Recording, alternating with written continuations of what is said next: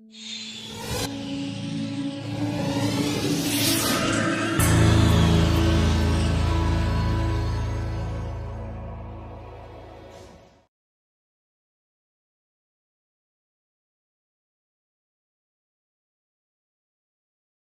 morning, everybody.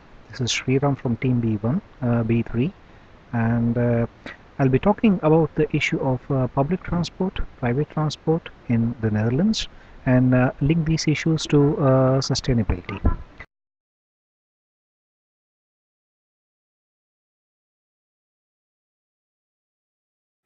To define our problem area, it's about the increasing use of private transport in the Netherlands in the form of cars.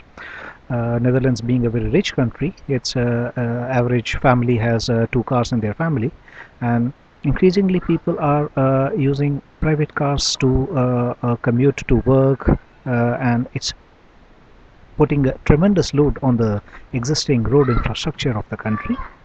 On the other hand, the Netherlands has also a beautiful rail network, and it's actually spread out throughout the country with beautiful links to all the cities, but it's not really being made use of by the Dutch user, and it's a pity because travel has obviously a CO2 imprint, and considering all the cars which are on the road today, and considering that trains are mass transport, you could actually reduce your CO2 footprint by quite a lot if a lot more people use the train instead of the car. That's basically the topic of our talk today.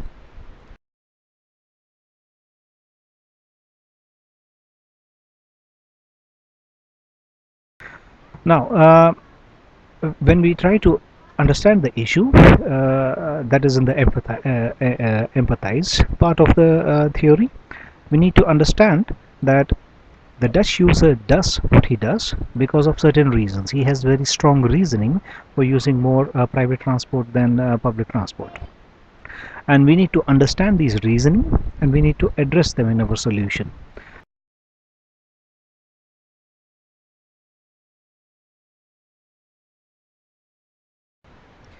When you travel by car, you're always standing in the queue during peak rush hours, and you know that the queue can go on endlessly.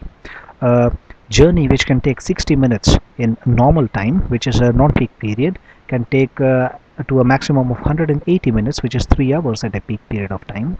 And people do realize it. They realize that there is a lot of stress in endlessly waiting in the traffic jam, and having people weave in front of you in the traffic as they try to find some way to move faster. And people understand the stress of that, but they're willing to accept that stress because they find it still preferable to sitting in a train and, for example, not knowing when they will reach home, or standing in a train because there are no seats to sit on, and people find this to be a better alternative. It's a mindset, and we cannot argue with our users. We just have to accept that these are the requirements, and they must be met. For example, when we talk to people, we found that having a confirmed seat on the train was very important. People were actually anxious as they described moving through the train trying to find a seat in rush hour, because it's actually very difficult to get a seat during rush hour. So they also understand, of course, that cars have their own disadvantages, and they understand that cars contribute to the CO2 footprint, and they are not very good for the environment, and that the road network cannot really handle it. But the benefits of traveling by car actually are more than what they see as the benefits by traveling by train. So it's a trade-off. So if we could actually make train travel more attractive to the user by taking away some of his concerns, what we experienced from our users as feedback was that they would consider a switch from own cars to trains. And what we need to do is find a solution which targets a specific subset of our population. We don't want to target the entire Dutch population in our solution, because there will be too many reasons which would have to be solved. There would have to be many reasons of dissatisfaction which would have to be resolved. But as a team, we realized that we can actually concentrate on a small subset of people, which is the subset which travels to work and back by own car, and which is a bit inflexible in their timings because they have to be at work at a certain point of time, and they have to be back home at a certain point of time. So they don't really have a lot of flexibility. So they basically travel during the peak hours of 5 to 7, 7 to 9 a.m. in the morning, and 5 to 7 in the evening. So that is the time that we have to handle. Now that we have finished defining our user, let's even finish what he finds most important. As we said, a guaranteed seat is something he finds extremely important. And one other thing is that the Dutch society moves according to a fixed schedule. They are very, very orderly people. They book their meetings and appointments with people 4 months in advance. So it actually upsets them a lot when trains, as they do here in the Netherlands, sometimes run late, and sometimes they miss connections. And the general complaint is, if I take a train, I never know when I'm going to reach my destination. This complete experience is very against the Dutch nature of doing things, whereby everything is exactly on time. So that is the second point which we received as input, that any possible solution to make people convert from own cars to trains would have to take this into account.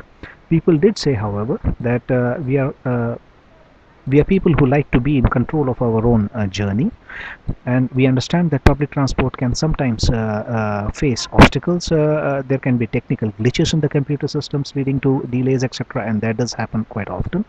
And what people say is, we understand this can happen, and what frustrates us is the fact that we don't know what is going to happen next.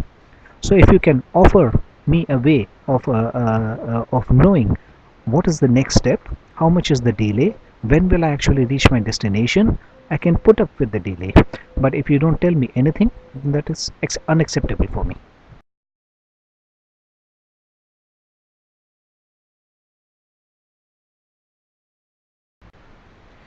So when we brainstormed, we actually came on a couple of very simple ideas which were very, very easy to implement, and where we thought that the impact would be very high.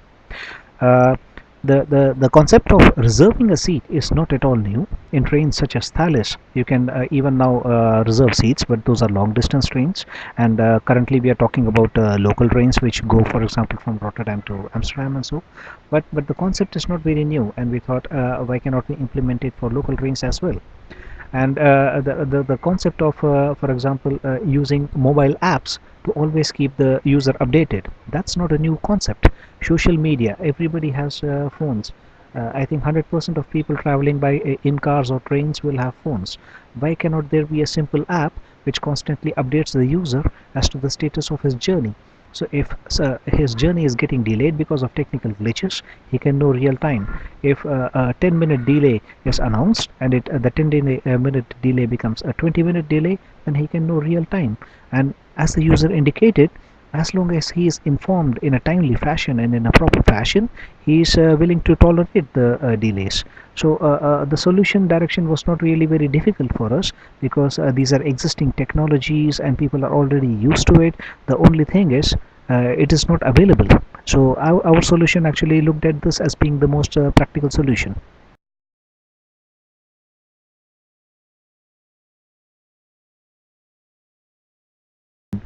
And what we realized is that there is no perfect solution.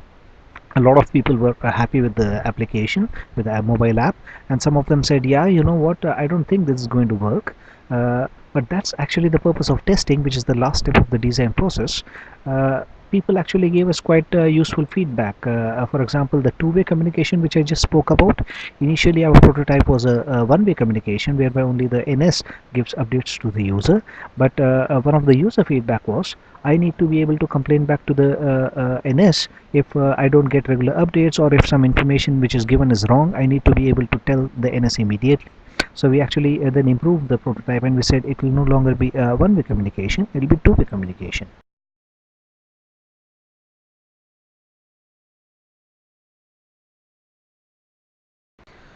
As a conclusion, using the design process proved a very useful exercise for us. Initially, it sounded like a lot of words and a lot of theory, but then at the end of it, we realized that using this process, we actually managed to identify the right user, which is not the entire population, but a small subset which can make the maximum impact. And we actually managed to look at things from the user's point of view and not bring in our own opinion to cloud the solution.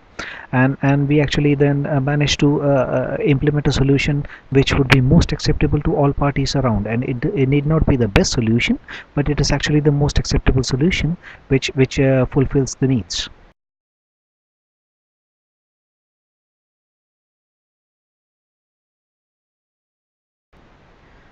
Finally, you might have noticed that I'm sitting in my garden during this talk, and I love sitting in my garden. Netherlands is a very beautiful country. It's very beautiful nature and very low levels of pollution. And I hope that our solution can contribute a small something to keeping it that way. Thank you. Bye bye.